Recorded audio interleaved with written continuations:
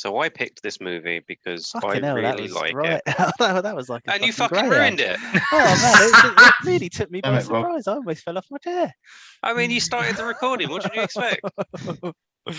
No, I picked this movie because, I mean, I absolutely love it. I find it really sort of uplifting and enjoyable. I also really like a lot of the actors in it, particularly Zac Efron. Alec needs to get a knife up his butthole. That's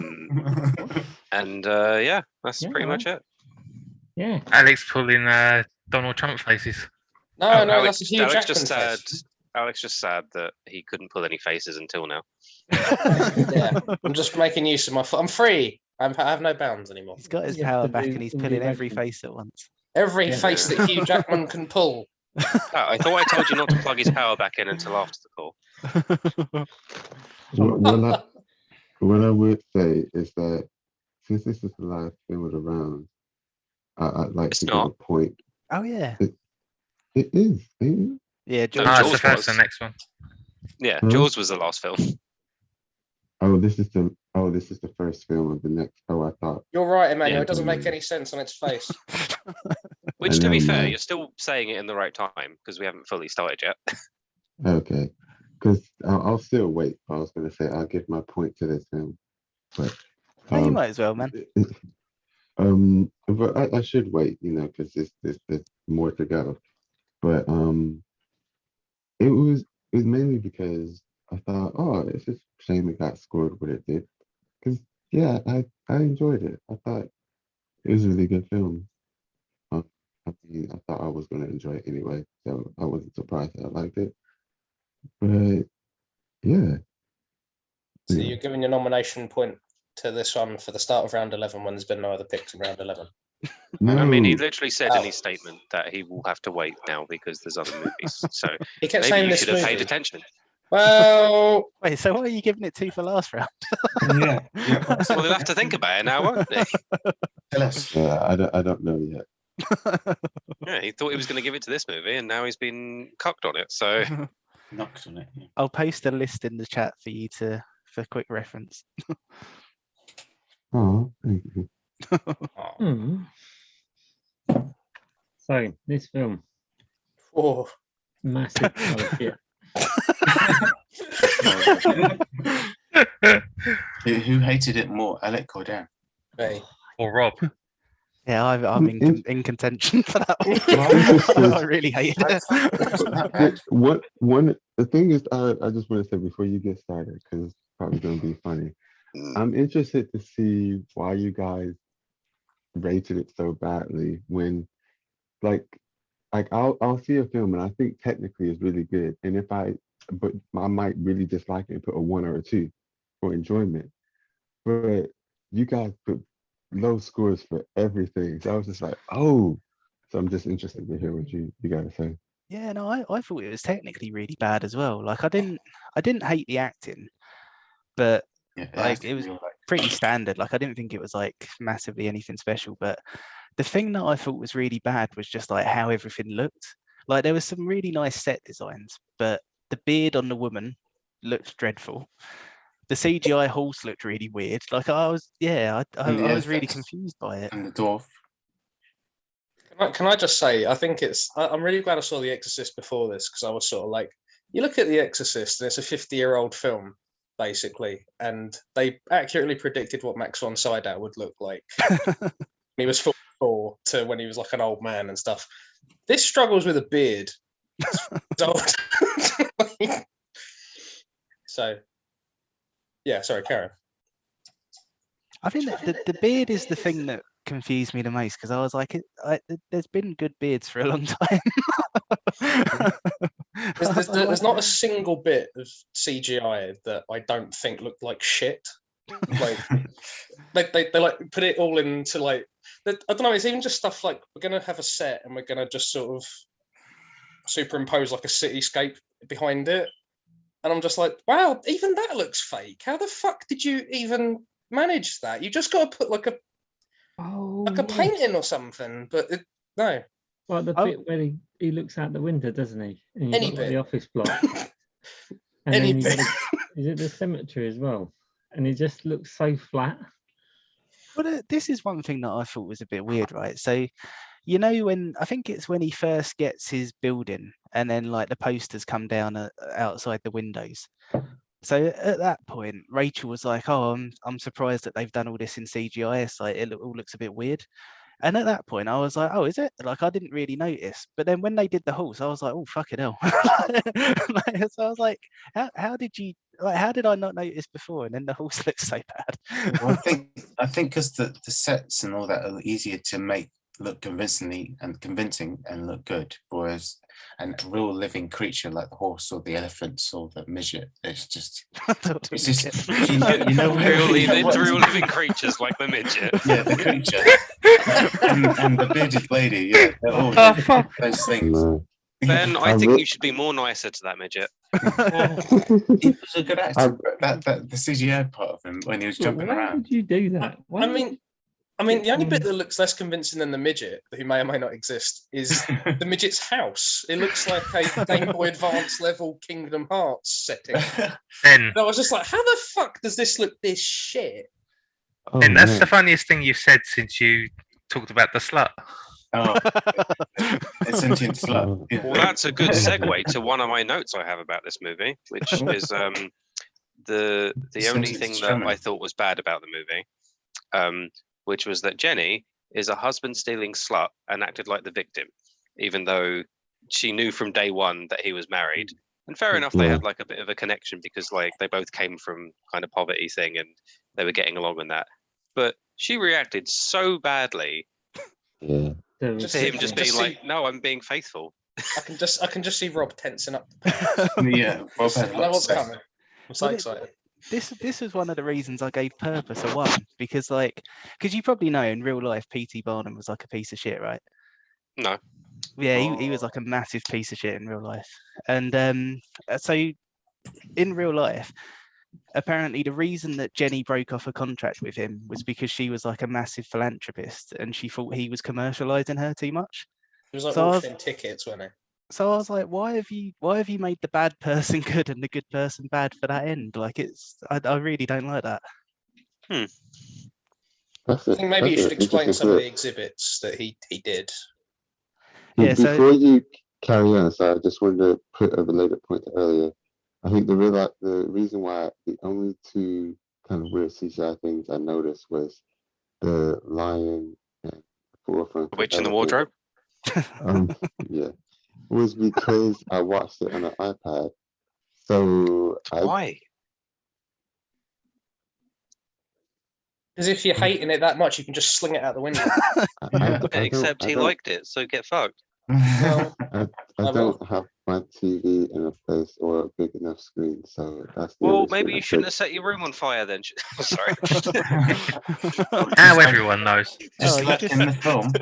Caused Emmanuel's face to collapse on itself. I'm sorry, that was uncalled for. How to kick a man when he's down. Oh. Anyway, I'm okay. It's all right, Emmanuel. I've just had a power cut. I know exactly what you're going through. Okay.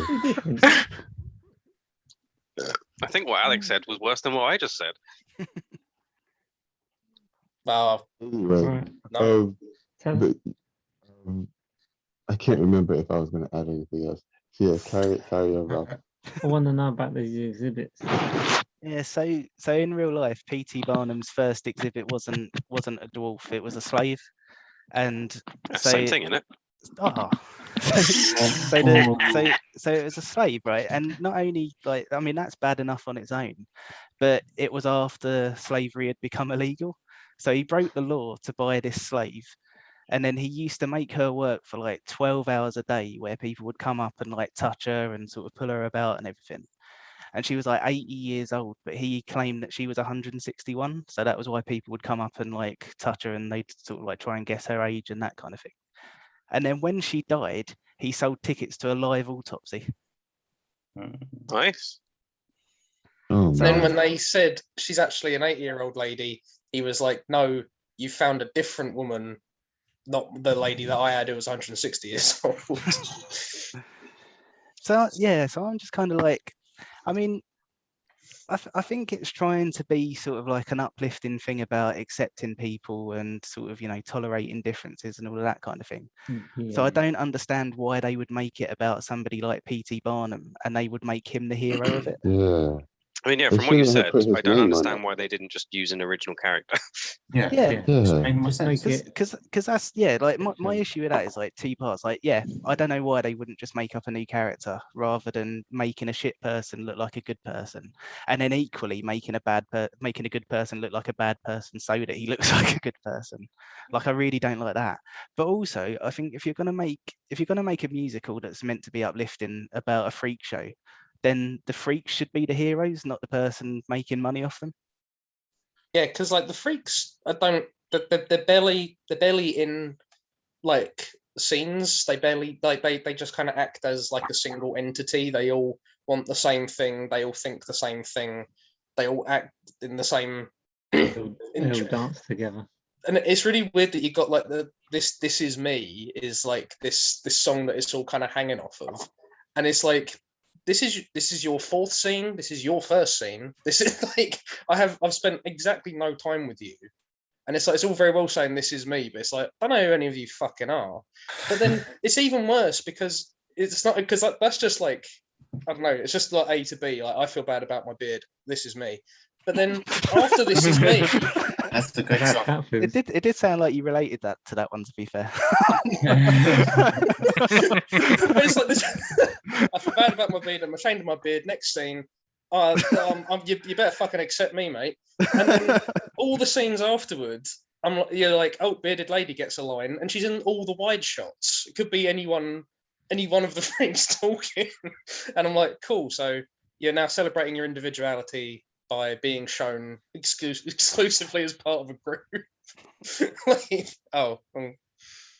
it's just so weird to me, especially like as well because like none of them seem to have like any agency in it. Like he goes, I feel so bad for the dwarf's mum, like in that scene when he comes in and he's like, I'd like to hire your boy for my circus, and he's like, no. And then he goes, oh, come on, I want to dress you up like Napoleon. And he goes, oh, all right. But it's like, hey, bearded lady, I'd love you to come into my circus. No, thanks. Oh, go on. Okay. And it's like, no, it's more the fact that he says to him about, oh, people are going to laugh at you anyway, you're just going to get paid for it. It's like, how fucking horrible is that? Like, how fucking disgusting is that? That was the thing for me as well, because I'm like, even this version of P.T. Barnum that's supposed to be the hero is still a prick. Yeah, this is watered down P.T. Barnum, and he's still going like, people are already laughing at you anyway, kid. You might as well get paid for it. And I'm like, ugh. I don't know. To be fair, like it is a shitty line and it is a shitty thing to say, but he also has a point. Like, if you are getting laughed at anyway, like I would say it's kind of like the. I know you're going to go mad at me for making this comparison because this is not a good line, but it's kind of like its own version of the Tyrion, like wear your weakness as armor kind of thing, like but with money. Well, the problem I had was he goes, oh, people are laughing at you anyway, so you might as well get paid for it. And then the midget goes, no, I don't want to. And then he goes, right, actually, no, I'm going to dress you as Napoleon and people won't laugh at you. And then he goes, oh, right, okay then. And it's like, well... I mean, yeah, he tried one tactic, it didn't work, he tried another. But it's immediately, and it did work. It's just he's just hideous to him, like pretty much throughout. And then like, I don't know, all these... It's just after like Jenny Lind like just goes like, oh fuck you, I'm gonna, she like quits with him, and then he like loses his house, and then his wife finds out about all like the dodgy stuff he's been doing, she leaves him and stuff, and then it's all just at rock bottom, and we're like, how do we solve all this? And it's just like, oh, the freaks just forgive him, and it's like, oh, I guess we just resolved that. We'll sing a song and resolve it. And then he goes and sees his wife, and then she sings a song and they resolve it, and I was like, oh, but also okay, he fucking gets all that debt, and then the bloke's like, I've got money, I can help you. It's like, no, when he fucking done all the bad shit, he should deal with it, not, oh yeah, I saved a bit of money so we can start again. It's like, well, the thing that annoyed me with that bit was like, so he brings Jenny Lind to England or America, I guess, actually, and then they have like the after party where the freaks want to come in. and then he like slams the door in their face, and then they go off and sing "This Is Me." And then the next interaction, like there's no redemption arc or anything, but they've just all forgiven him, and now they're they're all kind of like, oh yeah, let's go and do that again, kind of thing. Yeah. And I also found it weird that like they were saying like, oh, you know, you're the person who's made us equals, and you know, people accept us because of you and that kind of thing. It's like, but he literally hasn't treated you as equals, and people are still hostile towards you at your own shows. Like it's how they tried to actually physically harm you and kill you. Yeah. Sorry. So just a quick one. Adding to what you were saying just before, Dan, I think one of the only legitimate reasons Zac Efron's character might actually want to get started back up, or like lend him money to get him to help him actually start back up, is because at that point he had a vested interest in it. So he actually had interest in starting this again. Yes, he could have gone back groveling to his parents. I mean, not that he wanted to, but he could have done that. He had security, but he had a vested interest in this. So this all kind of ties into, because sorry, I will circle back. But like when I like, my only exposure to this has been what I've heard on the radio and This Is Me and all that, and I was like, oh, this is going to be like a huge part of the Freak's going to be like a very significant part of the story. But they're in the story about as much as like The Omen's about the guy being the foreign ambassador. Like it's in there, but it's not about that really. And he's the only people who seem to get characterized are pretty people, and it's like, oh yeah, well this is about accepting yourself and all that. However, we don't want to look at you though. We're going to do Zac Efron. He's a pretty man. He gets a number when P.T. Barnum's trying to recruit him. He gets a fucking song about it. Not just, oh, go on. No, thanks. Yeah, go on. Okay, cool. But then Zendaya, the only freak who gets one, and it's because he goes, yeah, you're pretty hot. And it's like, oh, so we're characterizing her. But it's just, I don't know. I feel like we needed to have him have a thing with the bearded lady, really. I think if the film wanted to have some bollocks and go on about their self-acceptance narrative, Zendaya needed a big fucking beard. That's all I'm saying. So why did this actually get made in the first place? Good question. Because you said about the bloke being pretty horrible. Why would you make a film that's supposed to be an upbeat kind of musical, like blockbuster type thing about a person who's really fucking horrible? Yeah, that's what I don't get. I just don't really understand that, because you're making him look good. Hugh Jackman really wanted to turn this into a musical. I think I did some reading, and he apparently worked on it for about like 9 years. It was in like production sort of thing, but like he apparently like read all these books on P.T. Barnum to like prepare for the role and all that. But like he was like the main guy behind it, like getting this out, and it's like, why? So I even find that confusing, because like the version of P.T. Barnum that they made is so far removed from the truth. Like, why would you bother learning anything about the real one?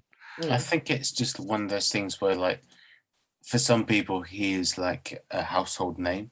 I know for most people here, it isn't, but it's just like, oh, P.T. Barnum, who's the guy that did the circus, invented the circus kind of thing? But maybe it's just like, it was an easy way in, kind of like, oh, Thomas Edison was like this Victorian inventor, and he made these bridges. So you think about, oh, let's make a musical about so and so. So it's kind of like that kind of thing, where you just focus on just like, oh, a familiar name, and they just build upon that. And Hugh Jackman must have just really liked, oh, the circus idea, that's a great idea for a musical, which it is. I like the idea of it, it's a good idea, but like Rob says, an original character would have probably solved a lot of problems from this film. That's the biggest injustice, though. Just like P.T. Barnum's a household name. Why? Because he popularized the circus, and it's like nothing about owned a slave. Let people just fucking just do what they wanted to do, and like sold tickets to her autopsy. That's not a household thing that people know. No, knows that. I did a tent. Yeah, but people like go on. Oh no, go back. I was just gonna say, people like to forget the bad shit that some people do. Look at how much love fucking Winston Churchill gets in comparison. Like, oh, he was the voice behind the war.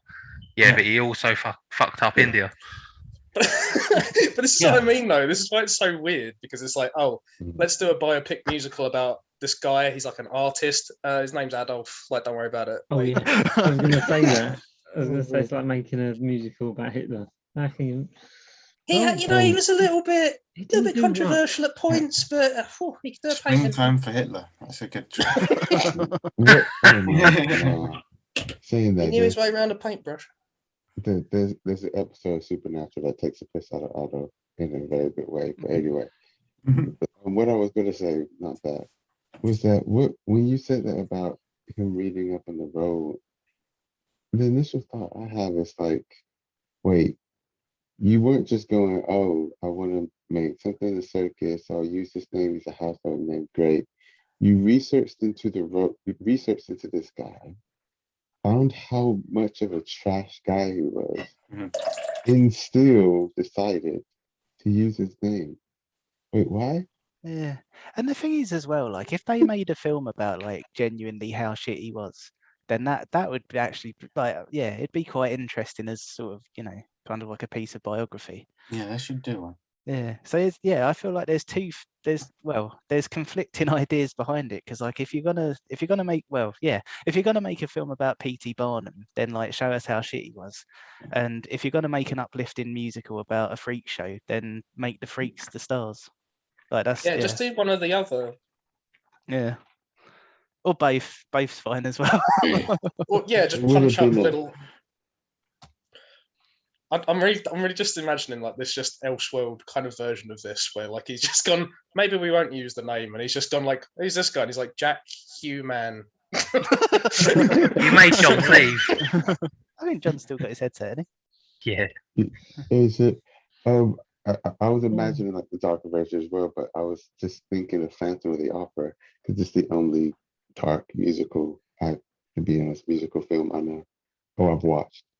So I was just like, oh man, that you could go quite dark inside. There aren't too many dark, kind of sad musical films out there. I think.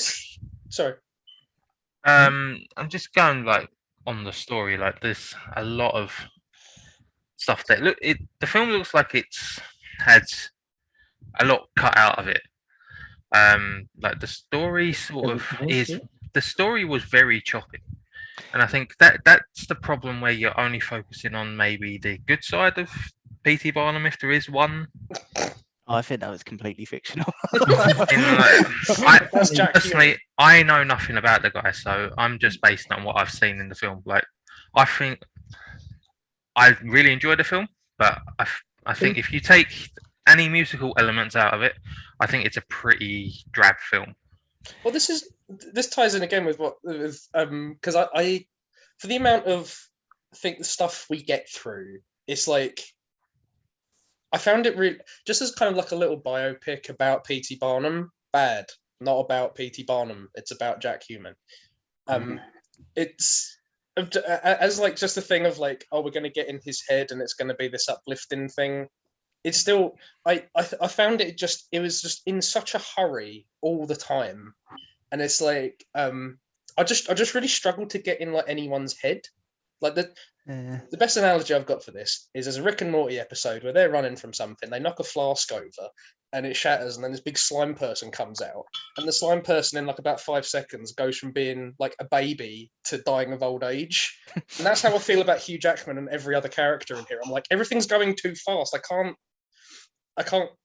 like latch on to anything. I think the thing I hate the most about the film was the music.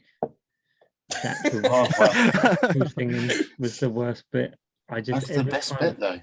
Because I know because it's a musical. I don't care about it being a musical. It's the fact that the songs are so shit. Did you not love the song where they said that you're loving this song and this is where you want to be, and you like this song and you love this film and you don't want to watch another film, you like this song. This is halfway through the film, I was like, I've had enough of them singing. No, we're written in the stars. halfway through the film, you must have been loving it, because that's roughly when they recreate the diva scene from Fifth Element. It was the fact of when they was talking and they started changing the words, and I'm just like, nope, they're gonna start singing. They're gonna sing. And I was just like, nope. I like At how one point, Oh, sorry, man. seriously, I had my head in my hands, like, no, stop. The songs are just. It felt like like a country, like modern country songs where they're like really upbeat and they sound really trashy. Oh, it was towards the end, when there was one with like an acoustic guitar in it. The whole fucking film, they sounded like upbeat and bland as country fuck. music. But no, I was saying, I think one of the reasons that the music is so popular is because like everything is in kind of like a style of a popular band. So like the first song sounds a lot like Fall Out Boy, and then the This Is Me song sounds a lot like Pink, and then that one at the end sounds a lot like Mumford and Sons. That's why I fucking hate all the music. That's what makes it. Yeah, I just like listed bands that you hate. That's our hate anything like this. Mumford and Sons, I don't like. The ultimate irony is the song, the Million Dreams is like the most like repeated song. How many dreams did Barnum have though? He didn't have any ideas or anything. He just kind of went, I need a circus. And then someone with a beard showed up and went, oh, I'm a lady with a beard. And he's gone, I need a lady with a beard in my circus. You're perfect. And it's like, you didn't have a million dreams. You just decided you were going to have a tent like in the last minute. And that was your dream. But yeah, that was it. That was another thing that I was because I got to the end and I was like, I don't feel like I've really learned anything about P.T. Barnum other than that he invented the big top, and then I googled it and he didn't invent the big top.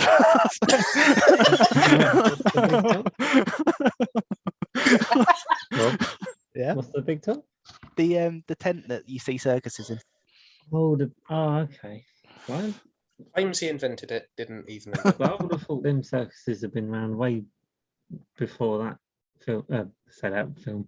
He didn't even invent freak shows. Freak shows were around in like the 1600s. That was a strange thing for me, because like when he said about the big top, I was like, oh, that's a really good idea to save money. And then it wasn't his. So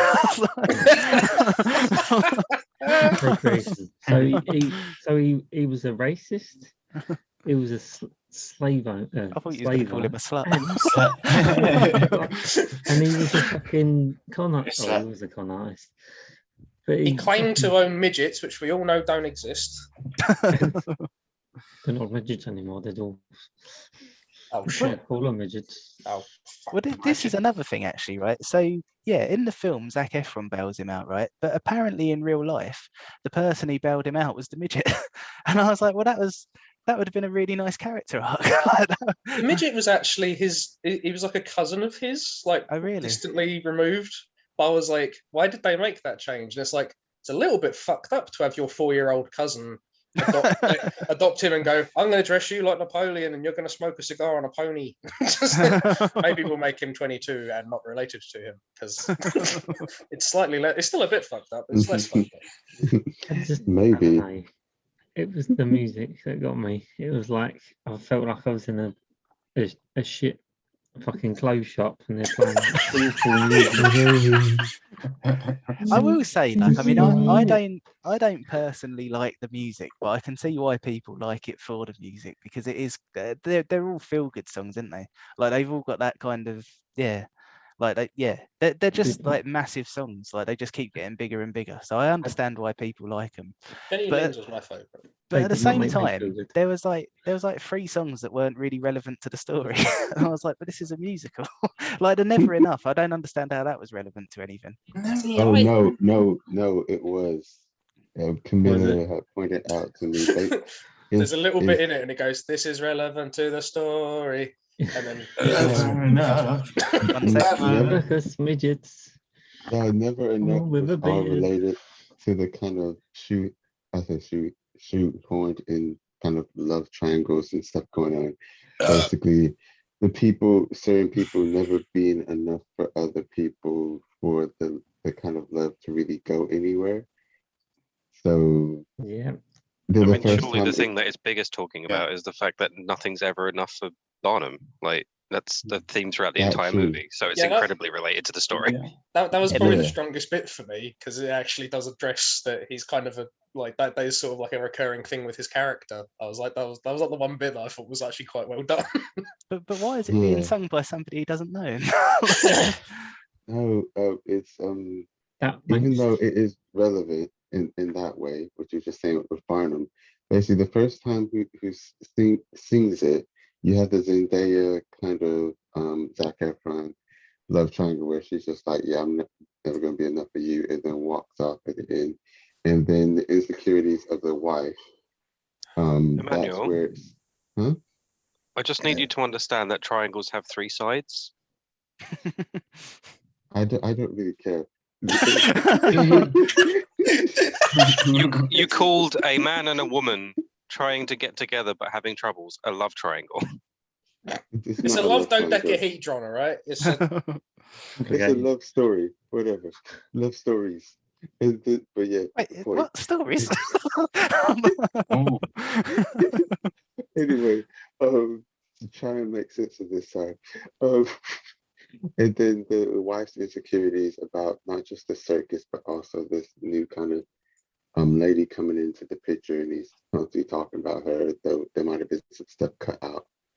It that's when it was first starting, and then the second time it was sung, obviously she was being a hoe, and it's her She like, was yeah, being a I would take you from your woman, but obviously I ain't enough. It's like, I don't know if she's being a hoe.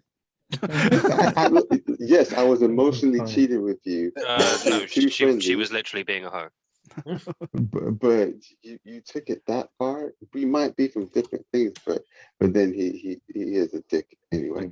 But anyway, Yeah, I thought it was quite significant her singing it though, because he's like fucking dumbfounded at her voice, but he's not even fucking listening to what she's singing. Like, Yeah. just kind of indicate like he doesn't even recognize that like what he's got, and he's looking at someone else. Like I thought that was actually like a good part of the apex of it. Everything else is rubbish.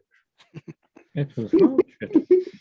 The whole bit about Jenny Lynn I found really confusing. I mean, yeah, like partly because of what I said earlier about her being a good person in real life, and then for some reason making the decision to make her look bad. Like that was weird enough in itself. But just like how they meet is really odd because it's kind of like Hugh Jackman goes, "Who's that?" And then Zac Efron comes into the story, and then they go and meet the Queen out of nowhere, which in itself is really jarring. Yeah, And then when he's meeting the Queen, he goes, "Who's that?" again. And then Zac Efron goes, "Oh, that's Jenny Lynch." And then he goes over to her and he's like, "Oh, I'm going to make you a star." And then at that point, Rachel turned to me and was like, "Where has he got the skills to do that?" And I was like, "I don't know. I have no idea." That's the reason you're talking to Zac Efron is because you don't know how to appeal to everybody. So the idea that you're just going to go, "I'm going to make you a star," and it's like I don't know. I came out of The Greatest Showman not having any idea why he was the Greatest Showman. Like I just got told he was. He stilted everyone, didn't he? He just made money out of people. I think what made me in that scene, and this is related to a completely different film, which I will never pick, but it's a great film if you haven't seen it already. Pride and Prejudice. Actually, no, it's a TV series with. So you can't pick it. This is 2 weeks in a row that you've done that. That was a really controlled landing, though. Pride and Prejudice. No, it is a series. Yeah, the one I'm talking about, anyway. No. The one with zombies is really good. The one with who's the guy who's in the Kingsman, who's in the King's Speech? Colin Firth. Colin Firth. Yeah, he's in both of those, but yeah, Colin Firth, the TV series he was in. Anyway, point is, when he was just like, I don't even know her. She do. It's like it just reminds me of things that happened in those kind of times. Or even before that, in like Pride and Prejudice and all that stuff, it'd be like, you didn't do that.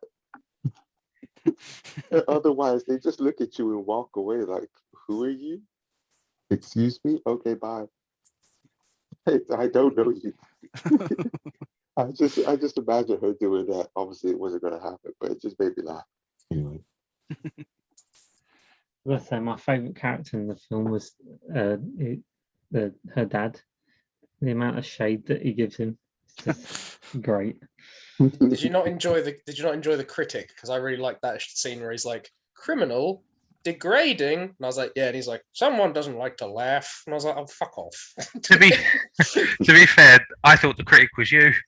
I like the idea that he just went, I like the word you used there, and it's like P.T. Barnum's degradation. P.T. Barnum's criminal enterprise. Saying that, Alec, I imagine you acting as Hooper the whole time in Jaws, and I was just cracking up so many times because I could imagine you delivering the lines. I'm just like, oh, this is great. I hate the ocean, and there's no way you get me on a boat. Other than that, yeah, it's perfect.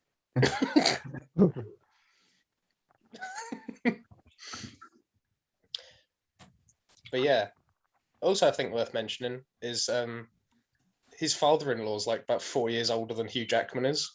Yeah, that was another thing. Because I googled how old they were after the scene where Hugh Jackman's meant to be about 20. Because I was like, I don't know if it's because I know it's Hugh Jackman, but I feel like he's far too old to be in this scene. And then it turns out there's like 9 years between them.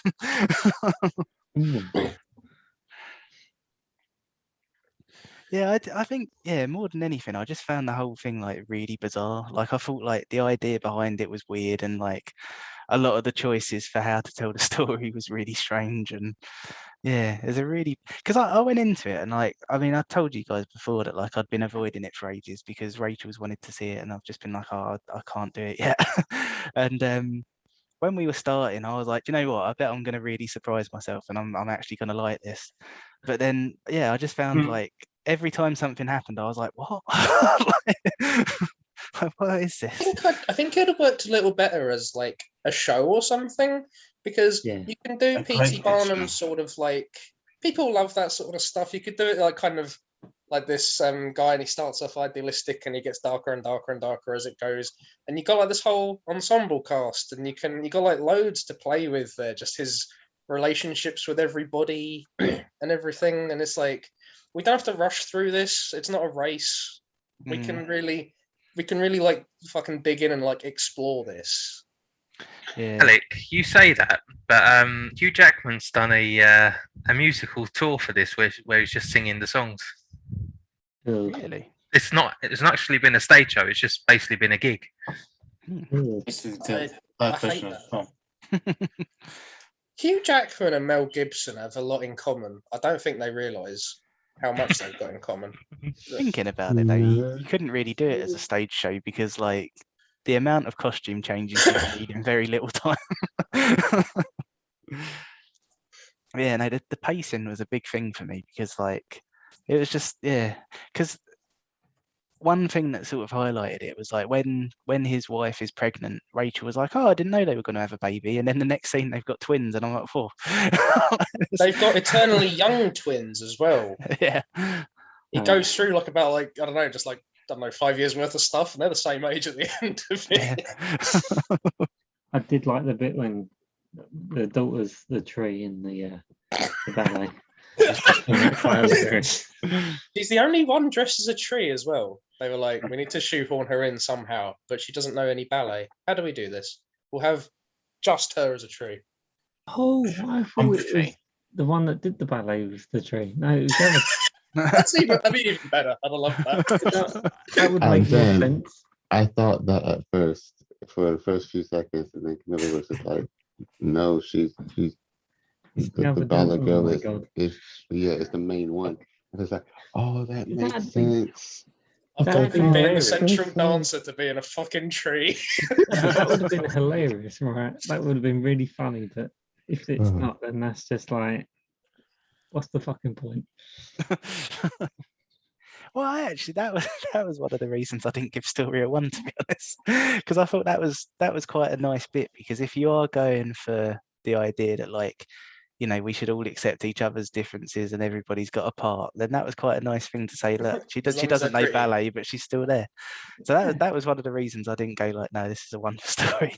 But yeah, it's one of those things where like that in itself is a nice little character moment, but I think the rest of the film was just kind of going like, this is what this film is, but not really doing it. Do you remember the bit when they all become the X-Men?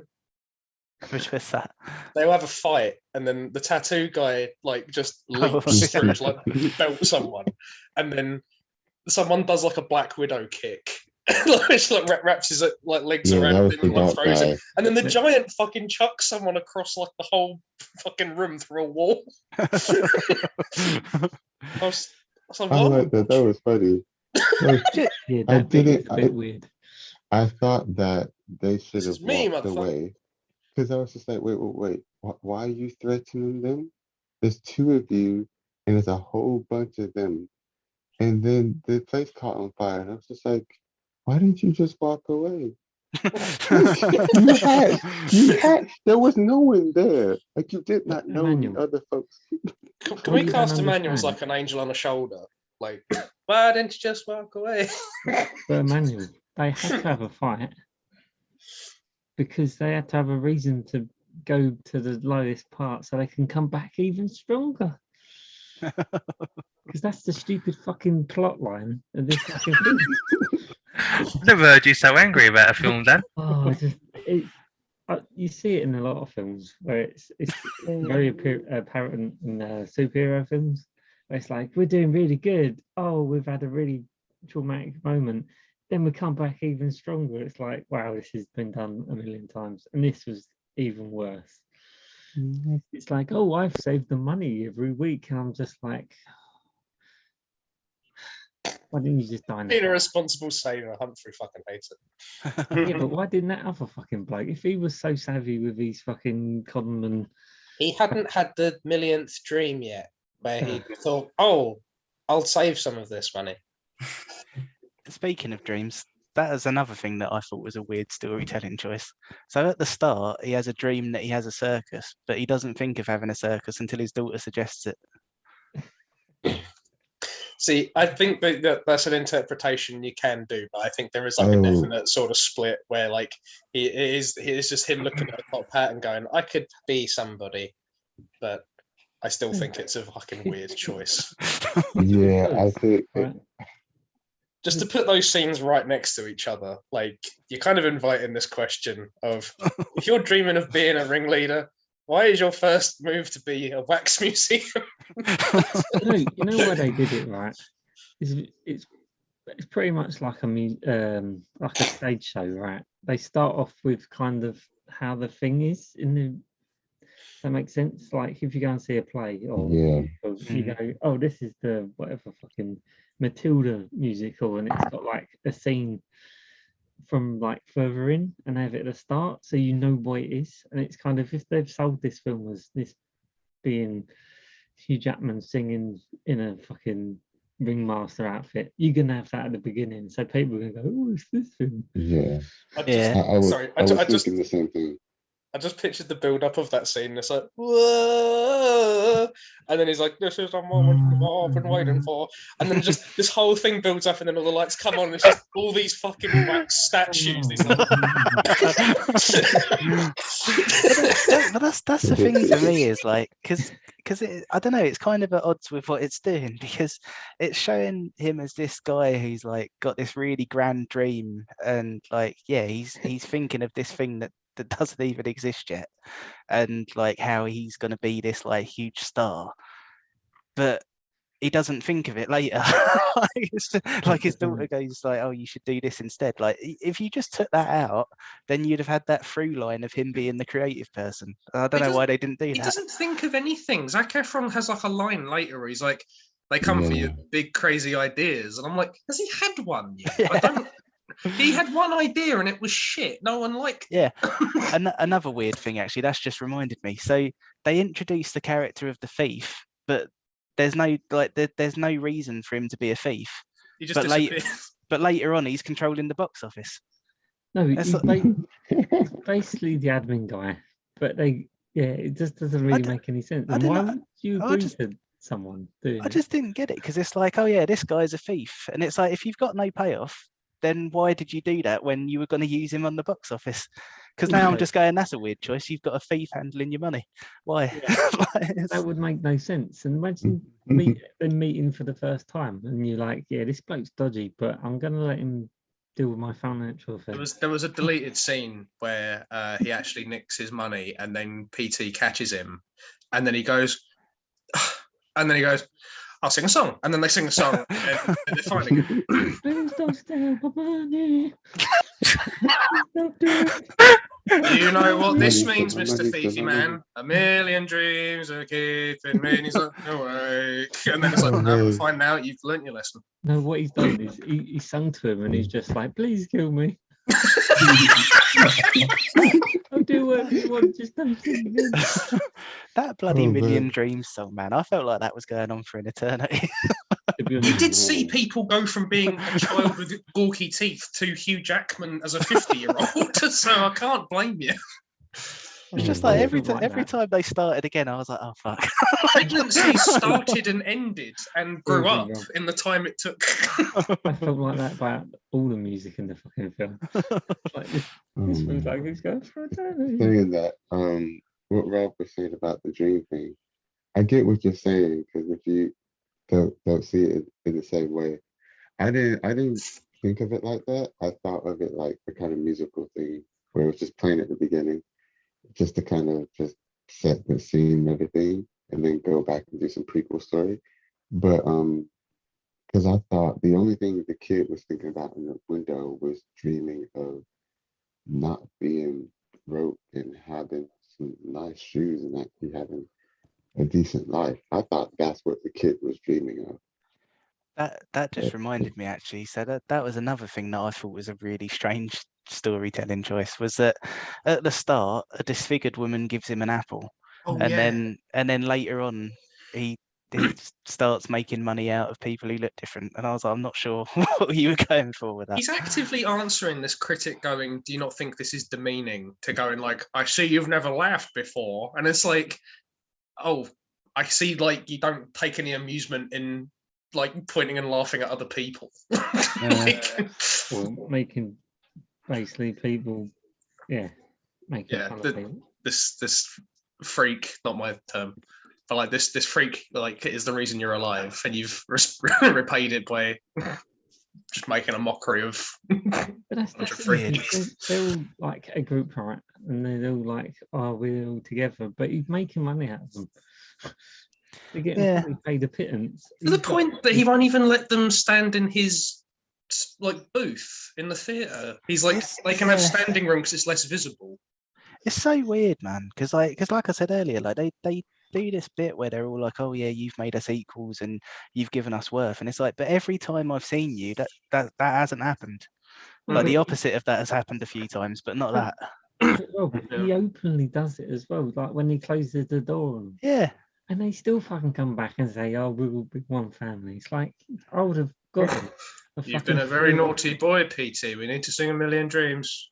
We're going to throw you in the river with some concrete boots on. What I would say is that, yes, it wasn't necessarily a family with Barnum, but they had a family together. But that's partly my point as well. Like, I would have loved to have seen that rather than making Barnum the hero and not showing why. I think if you're going to have that much significance on This Is Me, they needed to be a bigger part of the story, like more than 5% of the story. Like, because you don't even see them like rehearsing or them working together or them trying to decide what they're going to do with a show, or like none of them. You never see them like kind of like what's the word I'm looking for? Cohese or something? That's not word, is it? You never see them become like a cohesive kind of unit. They just become one, and you just hear that they've become one, and then you go, oh, I guess they've become one then. And then I think it's kind of the fact of, because it's a musical, they just kind of go, we're not going to deal with that bullshit because people don't really want to see it. They just go, we're going to make them all sing together, and people don't really care because they're only going to go there to watch it because don't really have any fucking clue. Yeah, but you'd get a lot of character off him. You'd get like his passion off him. You'd get like stuff that he cared about. You get his talent out there, as opposed to just I've just very opportunistically hired a bunch of people who are brilliant, and they just do the rest for me, and I just make bank. Like, I don't think people really give a shit about that. As long as it's got the tunes, Jackman singing, I don't think they really give a fuck about the. I feel like we're in the writers' room. I think we should do some scenes to explain why he's the greatest showman and show why he's the greatest showman. I don't think people give a shit about that. I genuinely felt coming into this call that Alec could be the most critical, but Humphrey's blown you out of the water. Yeah, it's the kind of demographic they're aiming it at. Sorry, and it's kind of like, do we need to explain this? No. Do we need to do this? No. Can we just make big showpieces with big bits of music? Yeah, because people like really catchy shit that sells. It's like it tells you what you're feeling. It's kind of, you're selling the product to people that don't really understand the product they're being sold. Does that make sense? Like the fact of the bloke being a pretty horrible person. It's kind of, oh yeah, we've got this person, and he was famous for doing this. It doesn't matter that all the other bad shit he did. People know this, so we're just going to sell that. And a lot of people, they're not going to be interested in what he does. They're just going to go, oh, he made a circus. Yeah. Stupid people. I think it reminds me of another film with stupid people in it. Oh, it's been a theme. It's been a theme, right? With the films.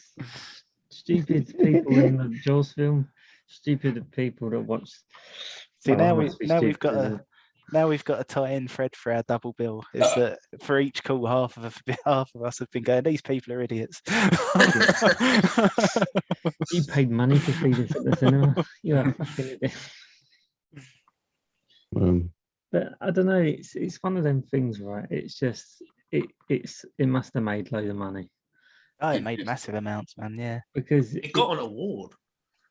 What for? It got an award for best hair and makeup. Could not taper a fake beard. The thing was is that it's kind of like a sleeper hit, because when it first came out, it didn't do much business. But over a couple of weeks, it's kind of got good word of mouth. It became bigger and bigger as the weeks went on, and then a month later, it became I just remember something that's gonna piss you off, Rob. Do you know what it went up against? No. The Last Jedi. And the reaction to The Last Jedi was what made people go, fuck this, let's watch The Greatest Showman. So this literally succeeded because of The Last Jedi. I'm just going to find my Last Jedi scores and put Impact down a little bit. Oh, no. I don't know. It's just, I really didn't enjoy it because the music was just doing me. It's just in terms of like purpose, I was just like, this isn't like a true retelling of P.T. Barnum. This isn't like a character thing where I'm like, wee, because I can't relate to anyone. As a musical, none of this seems like relevant to what's happening. It's just all a bunch of like vague songs about dreams and shit. And I just don't think it worked like on any level. And then even like just as a character drama, everything that happened, they just go, oh fuck it, and then they just sing a song at the end and it's done. And you're like, oh, okay, I guess that's done then. It just feels like they went, we want to do this dance number and we're gonna put it in this bit. Oh, we want to do another dance number with this choreography, we're gonna put it in that bit. And they kind of just shoved the story and a film around that, because it did look like a stage show. Like the way they're dancing is very choreographed, and it's just like, but complete with really I don't care CGI. The elephant, when he rides in an elephant, that did make me laugh. I've got to say, it was a good moment where he rides in. You know when they're standing outside the burning building and then there's just a whimsical elephant behind them? I thought that was King Shark. I was just like, oh my god, what's that? I was like, oh, it's an elephant. that bit at the end when he rides in on the elephant, so like I'd spent pretty much the whole film going like, oh fucking hell, and just like groaning and like tutting to myself. And like Rachel was telling me to stop, and then when the elephant showed up, she went, "Oh, come on."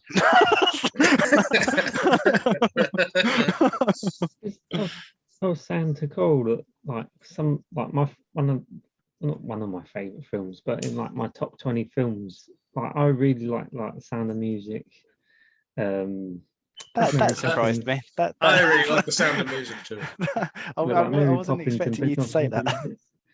Them films, like I grew up with them, and I'll watch them like Christmas if they come on. I'll watch them because I really like the films. But the music in that is so much more fit into the film. If that makes sense, it has a place in the film. Like I was saying, like Mary Poppins, when they go, it's really bizarre, but when they go through the chalk drawings and they're in that fantastical world with is it dancing penguins? It just it's completely bonkers, but it fits the film so well. Whereas this is just, oh yeah, we want to get Hugh Jackman singing. It's like no one wants to hear him singing. Genuine question: Could you swap out most of the songs for other songs, and it's just the same? This was another issue I had with it, because if you did make a film that was about the people in the show rather than the person making money, you could have had all the same songs. You wouldn't have needed to change a single one to tell that story. Because like A Million Dreams, and then fuck, I just don't.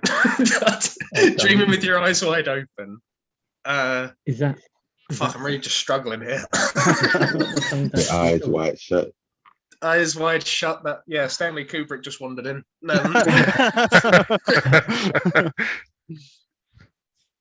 I just feel like the songs are just sort of interchangeable. I can't even fucking remember them. Come Alive, this one. This is the greatest show. From now on. From now on. To be fair, that's the one that I like the most. I'd really like Pat's it. a Mumford and Sons fan. You know, From Now On, I'd really like that if like they did like he's in the pub and they're like, "You fucked up with PT, didn't you?" And he's like, "From now on," and they're like, "Okay, from now on," and then they're like, "Get him!" And it's a chase scene. That'd have been really cool. I think I'd have preferred it if the freaks all told him to fuck off at the end. Like I'd have been there you go. Wouldn't be that uplifting though, would it? Because the hero gets fuck off. I think it was really uplifting. I would find that more uplifting because they'd finally have autonomy. Yeah, but then the hero gets shafted. Who isn't the hero? That's the problem. Yeah, but nobody told the director that. That's also the problem. You know what they should have done? I didn't even though he's meant to be a hero, I saw Zac Efron as more of a hero than Barnum. I just saw him as a guy who was like doing a lot of dick things. And I was just like, okay, how's this gonna go? Okay, I'm glad they have a home to go to or a place to stay and work together now. And Zach was decent. He's in love. He knows in there. So he's gonna be trying to do something she wants to do. So cool. Barnum, go home and look after your kids, man. Don't go chasing them hoes. I will say there was one line from Zac Efron that I really didn't like, and it was the one where he tells Zendaya that she shouldn't care what people think. And it's just like, dude, she does not have that luxury. I found their whole, because like when he's in hospital and I don't know, it's just like, not Zac Efron, and I was like, why do you two like each other? I'm just curious. Why do you two like each other? And it's like they just locked eyes, and then during the play, during the song, they decided to touch hands briefly, and then suddenly they fucking go into theatre plays and getting married, and she's swinging around wearing a nappy, like. But that's the thing that that really annoyed me about that relationship is that when she's quite rightfully hesitant about it. Like everything that's happened is making her go like, I don't know if this is right. Like this doesn't feel comfortable.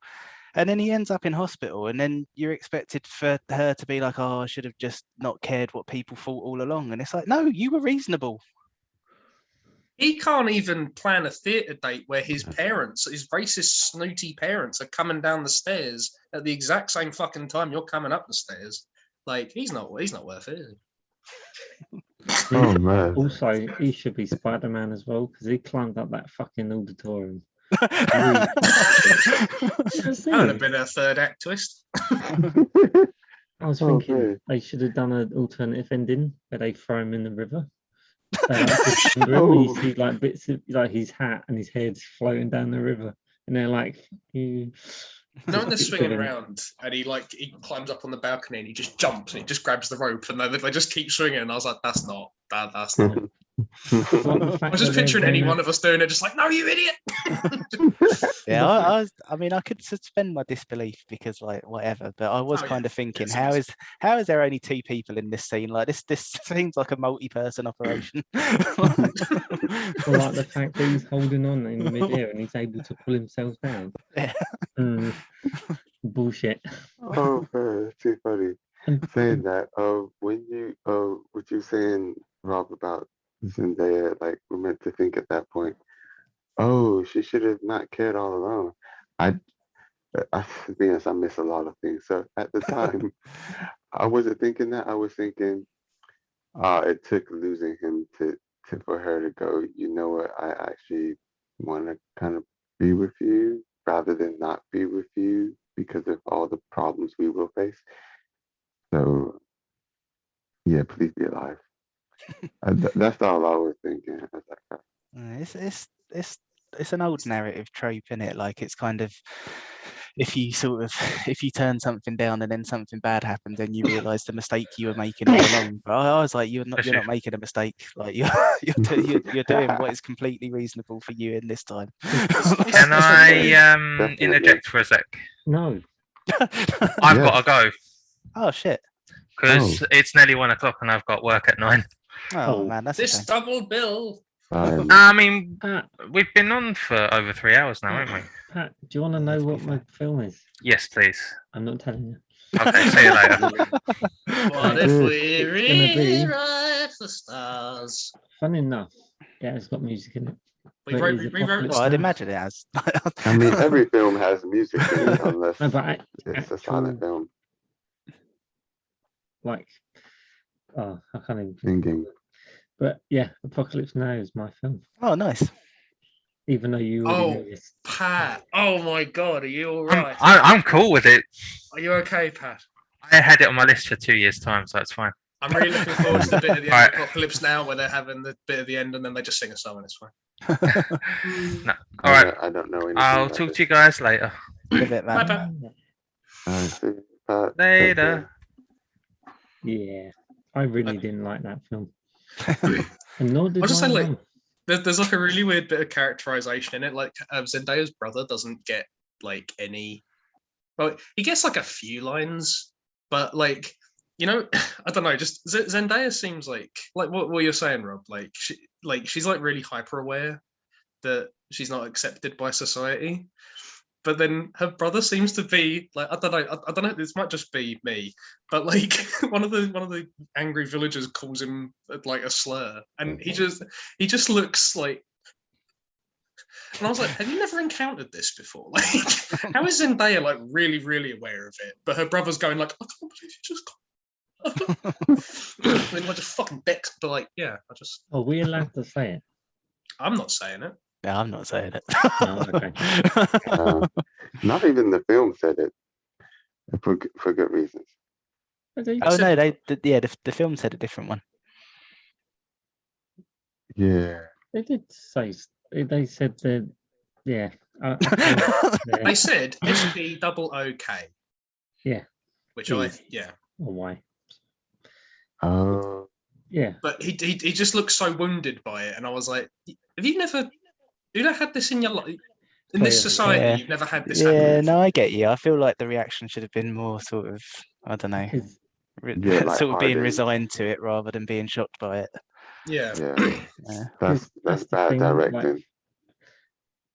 Like that kind of racism didn't stop until like way beyond that point. So I would have thought him saying something like, or someone saying that to him. It's just lizard brain stuff. You're just meant to go, oh my god, I feel so bad for him, and it's like, okay, like just don't Most think people about don't it. even know what it means or know what the phrase. Yeah, like it being a slur. Does that make sense? It's just meant to make you just have a reaction to it, and like I don't know. I think there should have been a bit more behind it. Like I don't know. I feel like it'd have said more if he just kind of like you said, he'd been resigned to it. He just walked it off, and he didn't react. I think like that would have said even more than. Yeah, I don't know. It's just they wanted to have some kind of racist slur, and they didn't want the to offend people even further than. Which is a really shit way of treating your. I don't know, adding that kind of stuff into a film just because they're the bad guys. Just on the nose. It's on the nose. Yeah, it's kind of like, yeah, you know it happens, but it's supposed to be a feel-good film, and you're just gonna add that in. Yeah. As I said, I really didn't like the film. I don't blame you. I mean, I still liked it. There's a lot of sketchy things going on, but I still had a good time. So have a good time. It's all good. I also had a laugh watching Zendaya swing around in a nappy. I thought that was quite fun. Oh man. I think the movie did her a bit dirty, to be honest. I was like, choose their own costumes for this. I'm not saying let every actor choose their own costumes, but I'd let Zendaya choose her own costume because I think she knows how to. Not even like in a sex appeal way, just like she's wearing costumes that don't complement her body type. Is that the trapeze girl? Yeah. Yeah. But I thought all her costumes looked just terrible all the time. I gotta say, I did like the top hats, especially the red one. Those top hats were fucking phenomenal. I would wear that. I look really weird, but okay. Sorry, it just made me think of Top Cat. Great cartoon. One thing I will say in favour of the film though is apparently Zendaya did all of the trapeze work herself. I thought that was really cool. Oh really? So it was man, awesome. I was wondering if it was like a double. Related to that, obviously we've gone over that Jenny Lind, the actress, didn't do the song. Well, she did the song so that she could be dubbed over, but she was having like real trouble with it because like she was just getting nervous being in front of so many people, and Hugh Jackman like took the time out to just kind of calm her down and make her feel more comfortable with doing it. And I was like, that's kind of nice. You've made a fucking psychopathic movie, but like, no worries. Hugh Jackman is nice to the living, but awful to the dead. He's really nice to people who don't deserve it. You know what it was? What it was, he read the history and he's like, I really don't want to do this. And then he's like, but they're going to pay me 20 million.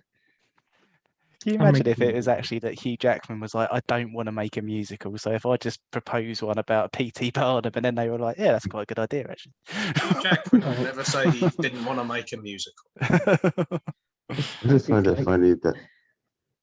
It's like, if I pick the worst person in history, then they won't do it. And he's like, fuck, they've made the choreography for it. No. I can't go back now. Like, imagine that. He's like that, you know, that stuffed animal where it's doing this. And it's like, wait, doing what? No, the stuffed animal meme. It's doing that. Right, yeah. I was like, I don't remember a sentient stuffed animal. No, I'm saying that's what he was doing. And he's like, fuck, what do I do?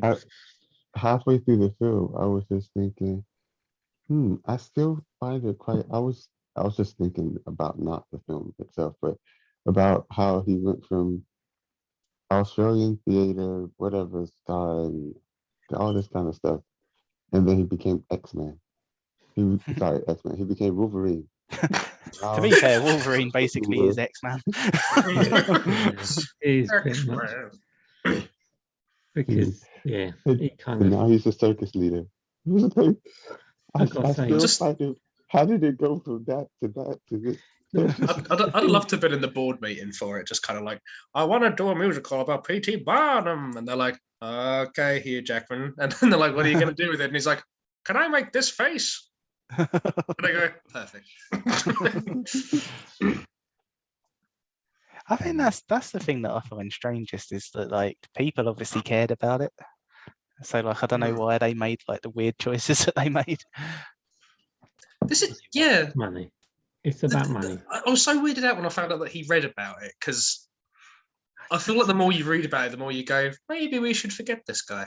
Yeah, Maybe exactly. we just or have like a caricature of him, right? Have like it's loosely based on what kind of people's ideals are of him, which would make more sense instead of going, oh yeah, that person. I just want to make a guy with a top hat and a red coat, like, and he owns a circus, and it's like, yeah, I know what you're pulling from. That it'd make more sense instead of going, hey, we've got a racist. We've got a racist. Well, we're going to make him cool, even though he's a complete arsehole for the whole film. I also think it's a bit of a shame as well, because like I think the title of the film's really nice, because obviously like the circus is the greatest show on earth.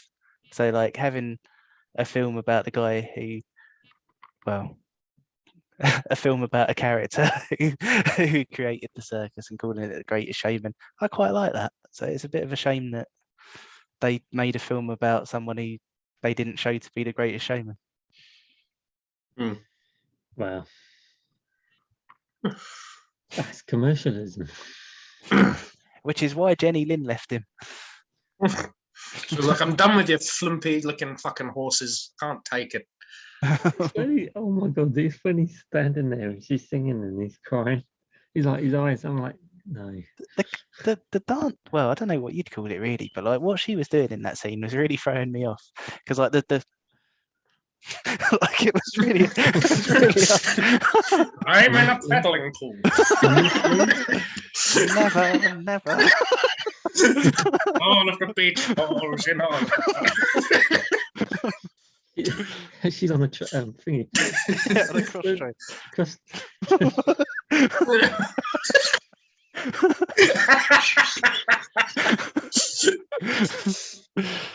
I was going to say something, but you put me off. Yeah, I can't. Oh dear. I don't know.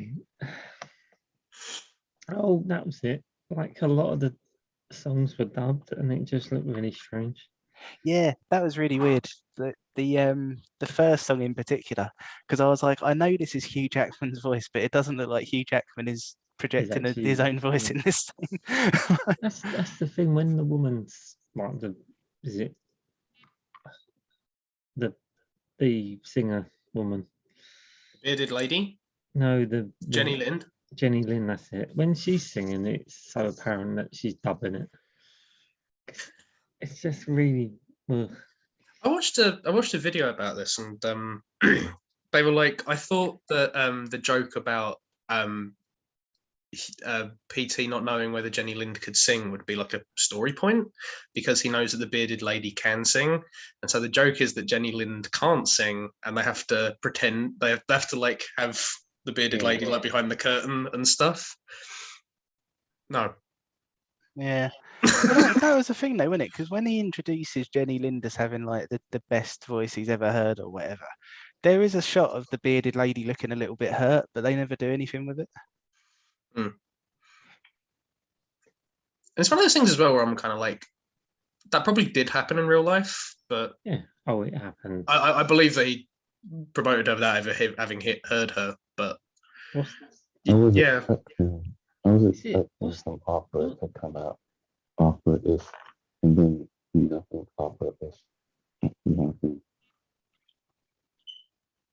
You're kind of laggy.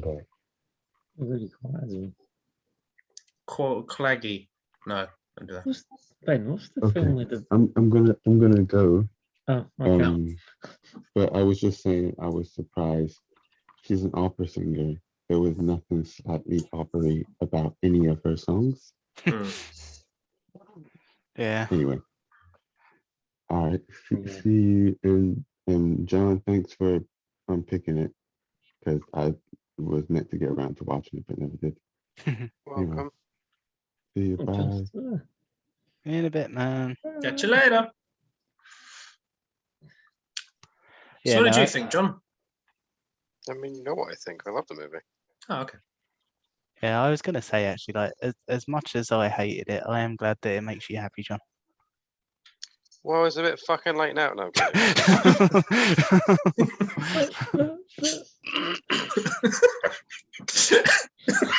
This is PCAST, just like we spent an hour and 17 minutes just fucking trashing it and then going like, glad it makes you happy though, John. No, it's been a bit of a deflating experience, but this is why I didn't want to choose Blade Runner or Back to the Future. Back to the Future. Back to the Future. Don't choose that.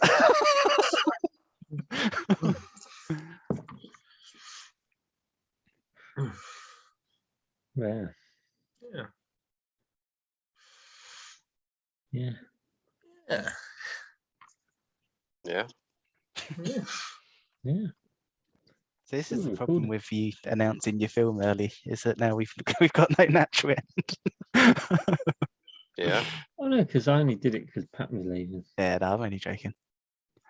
Yeah, I think we've run out of steam. Wow. Sing us out, John. Never, never.